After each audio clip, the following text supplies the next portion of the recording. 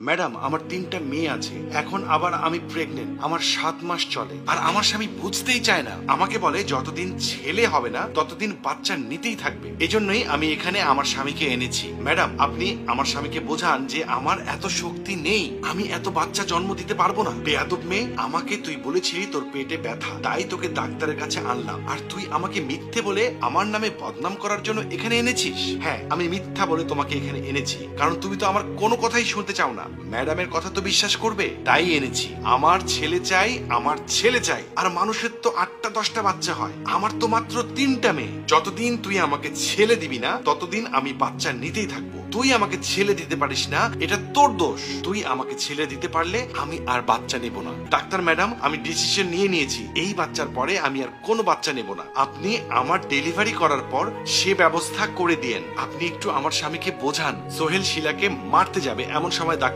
বলে শান্ত হন। আপনার বউ যখন চায় না, আপনি জবরদস্তি করে তাকে এভাবে বাচ্চা নেওয়ার জন্য বলতে পারেন না, এটা অন্যায়। ম্যাডাম, আপনি শিক্ষিত, তাই আমি আপনাকে সম্মান করি, আর এ আমার বউ, তাই আমি যত ইচ্ছা বাচ্চা জন্ম দিতে পারি, আমাকে কেউ আটকাতে পারবে না। আর আমার অনেকগুলো বাচ্চা জন্ম দেওয়ার শখ নেই, শুধু আমাকে একটা ছেলে সন্তান দিতে পারলেই আমি আর বাচ্চা নিব না। আপনি বুঝতে পারছেন না কেন? ছেলে মেয়ে হওয়াটা আপনার হাতে নেই, বা আপনার বউয়ের হাতেও নেই, এটা সম্পূর্ণ আল্লাহ তাআলার হাতে। আপনি আপনার বউয়ের সাথে এমন ব্যবহার করে ঠিক করছেন না। তুই কি শুনেছিস ডাক্তারের কথা? চল এখন এখান থেকে চল।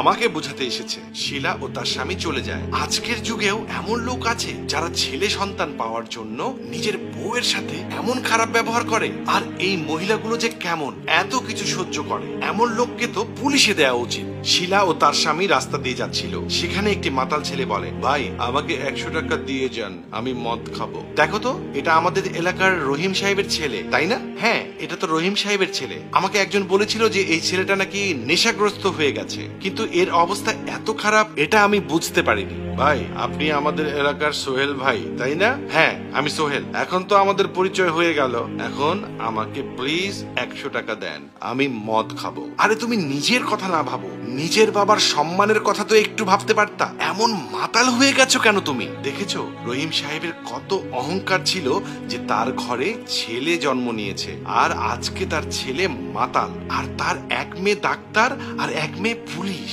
আমি তোমাকে এটাই বুঝাতে চেয়েছিলাম যে আমাদের ঘরে যদি এমন মাতাল ছেলে জন্ম নিত তখন আমরা কি করতাম। এখনকার যুগে শুধু ছেলেরা নয়, মেয়েরাও বাবা মায়ের মুখ উজ্জ্বল করে।